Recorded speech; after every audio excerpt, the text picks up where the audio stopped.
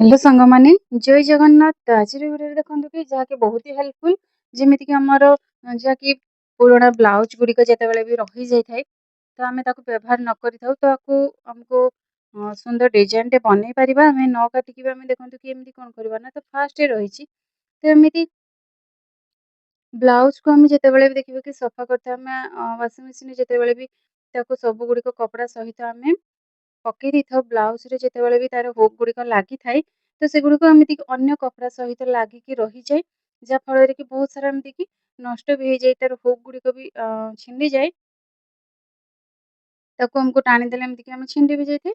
ତ ତାକୁ ଯେତେବେଳେ ବି ଏମିତି ସଫା କରୁଛନ୍ତି, ମେସିନରେ ପକଉଛନ୍ତି, ତ ତା ପୂର୍ବରୁ ଆମେ କ'ଣ କରିବା ନା, ଏମିତିରେ କି ତାକୁ ଟିକେ ଏମିତିକି ମୋଡ଼ି ନବା, ଯାଇକି ତାର ହୁକ୍ ଗୁଡ଼ିକ ଭିତରକୁ ଏମିତି ଲଗେଇକି କୌଣସି ଗୋଟେ ରବରଟିକୁ ଲଗେଇ ନବା। ତ ତାପରେ କି ଆମେ ତ ମେସିନରେ ଯେତେବେଳେ ବି ପକେଇବା ଅନ୍ୟ କପଡ଼ା ସହିତ, ତ ବିଲକୁଲ ହିଁ ଲାଗିବନି। ତ ଆକୁ ଭଲ ଭାବରେ କି ଏମିତିରେ କି ସଫା କରିପାରିବେ। ତ କୋଉ କପଡ଼ା ସହିତ ବି ଲାଗିବ ନାହିଁ। ତ ଆଶା କରୁଛି ଭିଡ଼ିଓଟି ଆପଣଙ୍କୁ ଭଲ ଲାଗିଥିବ। ତ ତାପରେ ରହିଛି ଦେଖନ୍ତୁ, ଏଠି ଏମିତି କି ଆମର ବ୍ଲାଉଜରେ ଯେତେବେଳେ ବି ଦେଖିବ କି ତାର ପଛ ସାଇଡ଼ରେ କି, ତ ଆମେ ଆକୁ କ'ଣ ପୁରା ପ୍ଲେନ୍ ଏମିତି ସିମ୍ପଲରେ ଥାଏ, ତ ଗୋଟେ ଚୁଡ଼ିକୁ ନବା। ଚୁଡ଼ିଟିକୁ ଆମେ କ'ଣ କରିବା ନା, ତ ଦେଖନ୍ତୁ ପୁରା ଏମିତି ତାକୁ ଆମକୁ ଚେପା କରି ନେବାର ଅଛି, ଯାହାକି ପୁରା ବଙ୍କା ଟାଇପ୍‌ରେ ଏମିତିକି ଏଇ ସେପ୍‌ରେ ଏମିତିକି ରଖିବା।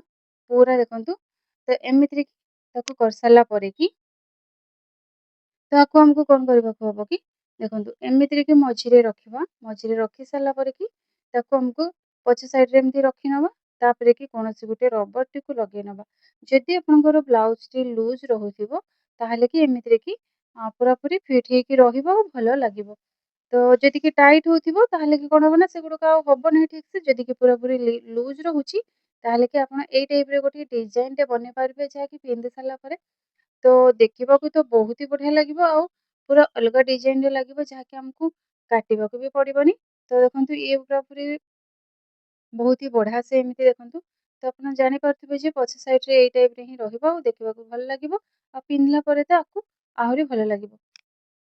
ତ ଏଇ ଦେଖନ୍ତୁ ଏମିତିରେ କି ପୁରାପୁରି ସମାନ କରିନବା। ତାପରେ କି ଯେତେବେଳେ ପିନ୍ଧିବେ, ତାକୁ ସେ ପୁରାପୁରି ଫିଟ୍ ହେଇକି ରହିବ। ଫିଟ୍ ହେଲା ପରେ ହିଁ ଯାଇକି ବଢ଼ିଆ ଲାଗିବ। ତ ଏଇ ଦେଖନ୍ତୁ ଏଇ ଟାଇପ୍‌ରେ ଡିଜାଇନଟେ ରହିବ। ତାକୁ ଆପଣ ଚାହିଁଲେ ପୁଣି କାଢ଼ି ବି ପାରିବେ। ତ ପୁଣି ଏମିତିରେ କି, ତ ଏଇ ଟାଇପ୍‌ରେ ଆମର ଡିଜାଇନଟେ ରହିପାରିବ। ତ ଆଶା କରୁଛି ଭିଡ଼ିଓଟି ଆପଣଙ୍କୁ ଭଲ ଲାଗିଥିବ। ତ ତାପରେ କି ରହିଛି ସେମିତି ଦେଖନ୍ତୁ କି, ସେମିତିରେ କି ଆଉ ଗୋଟିଏ ବ୍ଲାଉଜକୁ ନବା। ତ ତାର ଆଉ ଗୋଟେ ଡିଜାଇନଟେ ବନେଇବା। ତ ସେଇ ଚୁଡ଼ିରେ କି, ତ ଏମିତି କ'ଣ କରିବା ନା, ଯାହାକି ଏଇ ଟାଇପ୍‌ରେ ଥିଲା, ତାକୁ ଆମକୁ ଯୋଉ ଟାଇପ୍‌ରେ ରହିଛି ତ ସେମିତିରେ କି ରଖିବା। ତ ତାପରେ କି ତାକୁ ଆଉ ଟିକେ ଯଦି ସିଧା କରିବାର ଅଛି, ତାକୁ ସେମିତିରେ କି କରିନବା। ପଛ ସାଇଡ଼ରେ ଟିକେ ଏମିତିକି ଓସାର ଟାଇପ୍‌ରେ ଥିବ। ଯେମିତିକି ତାପରେ ଲୁଜ୍ ବି ରହିଥିବ, ଟିକେ ବଡ଼ ଟାଇପ୍‌ରେ କି ତାର ପଛ ସାଇଡ଼ରେ ଯେମିତିକି ଥିବ। ତାକୁ ଆମକୁ କ'ଣ କଲେ ନା, ତ ଆମକୁ ଆର ପଟେ ସେଇ ଚୁଡ଼ିରେ ରଖିଥିଲୁ ଆର ବ୍ଲାଉଜରେ। ତ ଆର ସାଇଡ଼ରେ ରଖିଥିଲୁ ଏମିତି ଲମ୍ବା ଟାଇପ୍‌ରେ। ତ ୟାକୁ ଆମକୁ ରଖିବାକୁ ହେଲା କ'ଣ ନା, ଏଇ ଟାଇପ୍‌ରେ କି, ଯାହାକି ପୁରାପୁରି ସିଧା ଟାଇପ୍‌ରେ। ତ ସିଏ ଗୋଟେ ଡିଜାଇନରେ ଲାଗିବ, ଯାହାକି ପଛ ସାଇଡ଼ରେ ବ୍ଲାଉଜରେ ପଛ ପାଖଟି ଯିଏକି ବର୍ଡର ପୁରାପୁରି ଓସାର ବର୍ଡର ସାଇଜରେ ଥିବ, ତାହେଲେ କି ଏଇ ଟାଇପ୍‌ରେ ହିଁ ଆପଣ ବନେଇ ପାରିବେ। ଆଉ ଏତେ ବଢ଼ିଆ ବି ଲାଗୁଛି ଦେଖନ୍ତୁ ପଛ ସାଇଡ଼ରେ। ତ ବହୁତ ହି ବଢ଼ିଆ ଡିଜାଇନଟେ ଲାଗିଲା। ତ ଏମିତିରେ କି ଆପଣ ଯେତେବେଳେ ବି ଏମିତିକି ବନେଇ ନେବେ, ତ ଦେଖିବେ କି କାଟିବାର ବି ନାହିଁ, ସିଲେଇ କରିବାର ବି ପଡ଼ିଲାନି। ତ ଏମିତିରେ କି ତାକୁ ଭଲସେ ଲଗେଇ ସାରିଲା ପରେ ଦେଖନ୍ତୁ, ଇଏ 2 ପ୍ରକାର ଆମେ ଡିଜାଇନଟେ ବନେଇଲେ, ଯାହାକି ତ ପୂର୍ବରୁ ଦେଖିଥିଲେ ତ ଆର ସାଇଡ଼ରେ ଏମିତିକି ଲମ୍ବା ଟାଇପ୍‌ରେ ବନେଇଥିଲେ। ତ ଆକୁ ଏଇ ଟାଇପ୍‌ରେ କି ବନେଇକି ତାକୁ ଆମେ ରଖିପାରିବା। ଯେମିତିକି ଆକୁ ପିନ୍ଧିଲା ପରେ ବହୁତ ହି ଭଲ ଲାଗିବ। ତ ଆପଣ ଥରେ ଟ୍ରାଏ କରନ୍ତୁ, ଦେଖିବେ କି ଅଲଗା ପ୍ରକାର ଲାଗିବ, ଯାହାକି ତ ଆପଣ ନ କାଟିକି ବି, ନ ଡିଜାଇନ ବନେଇକି ବି ତ ଏମିତିରେ କି ବନେଇ ପାରିବେ। ତ ବିଲକୁଲ ହିଁ ଜଣାପଡ଼ିବନି, ଆଉ ବହୁତ ହି ସୁନ୍ଦର ଲାଗିବ। ତ ଯଦି କି ଚାହୁଁଥିବ ଆଉ ଟିକେ ପୁରା ସରୁ ଟାଇପ୍‌ରେ, ତାହେଲେ କି ଚୁଡ଼ିଟିକୁ ଆଉ ଟିକେ ଚାପିଦେବେ, ସେ ପୁରାପୁରି ସରୁ ଟାଇପ୍‌ରେ ରହିବ। ତ ଭଲ ଲାଗିବ। ତ ଏମିତିରେ ଦେଖନ୍ତୁ କେତେ ବଢ଼ିଆ ବି ଲାଗୁଛି। ତ ମୋତେ ତ ବହୁତ ବଢ଼ିଆ ଲାଗେ, ଯାହାକି ପିନ୍ଧିଲା ପରେ ତ ଆହୁରି ଭଲ ଲାଗିଲା। ତ ଟ୍ରାଏ କରିବେ, ଦେଖିବେ କି ବହୁତ ହି ଭଲ ଲାଗିବ। ଆଉ ଆପଣଙ୍କର ପଛ ସାଇଡ଼ରେ ଯଦି କି କୌଣସି ବି ଷ୍ଟୋନ୍ କାମ କି କିଛି ବି ହେଇଥିବ, ତ ସେଗୁଡ଼ିକ ହେବ ନାହିଁ। ତ ଏମିତିରେ କି ଆପଣ ଲଗେଇ ପାରିବେ। ତ ତାପରେ କି ରହିଛି ସେଠି ଦେଖନ୍ତୁ।